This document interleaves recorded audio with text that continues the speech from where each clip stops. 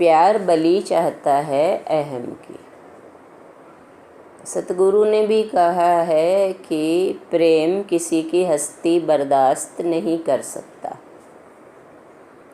क्योंकि प्रेम खिलेगा ही तब जब अहंकार नहीं होगा। प्रेम की खुशबू फैलेगी ही तब जब अहंकार नहीं होगा। अहंकार तो दुर्गंध है, खुशबू में दुर्गंध अगर मिल रही है तो खुशबू कहाँ है। तो इसीलिए जो सतगुरु कह रहे हैं कि प्यार बलि चाहता है, यानी प्यार ये चाहता है कि अहम ना रहे, तभी वो खिलेगा और तभी वो परमात्मा के चरणों में चढ़ पाएगा। जब तक अहंकार है, यानी दो का भाव है, प्रेम और अहंकार अगर दो मिश्रित हैं तो प्रेम मिश्रीवत नहीं हो सकता। तो उसको अलग कैसे करेंगे? केवल संत की शरणागति होने मात्र से, कि मेरा कुछ नहीं, मैं कुछ नहीं, जो कुछ हो तुम ही तुम हो। तो ये जब तक अहम क्या करता है, ये अहम हमारे अंदर मैं ले आता है और भगवान को मैं पसंद नहीं है। इसीलिए वेद कह रहे हैं वाणी में, भक्ति की चेतावनी की वाणी है, इसमें चेतावनी दे रहे हैं कि ये भक्ति नहीं है जहाँ तुम्हारा मैं आ रहा है।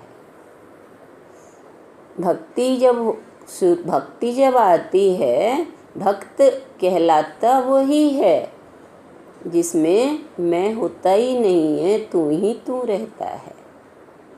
तो इसीलिए जो भक्त होता है वो मैं को पूरी तरह जब तक विसर्जित नहीं हो जाता मैं, तब तक भक्त होता ही नहीं। भक्त माने प्रेम, प्रेम के बिना भक्त हुआ ही नहीं जाएगा।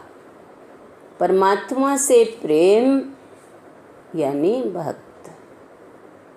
प्रेम हो गया, जैसे पैसे का भी जिसे प्रेम होते हैं तो कहते हैं ना कि पैसों का भक्त है। तो ऐसे ही हमें सत्संग से, सतगुरु की वाणी से, संत से जब प्रेम हो जाता है तो वो हमारा कुछ नहीं रहता, क्योंकि मेरा तो कड़वापन है, मेरा तो खारापन है। और फूल, प्रेम क्या है? फूल है जो खुशबू से भरा हुआ है। तो इसीलिए संत हमें ये वाणी के द्वारा समझा रहे हैं कि भगवान से अगर प्रेम है तो वहाँ अहम ना हो, मेरापन ना हो। ये सूक्ष्म मैं हमारे अंदर आ जाती है कि मैं सत्संग कैसे करूं, मैं सत्संग कैसे करूं।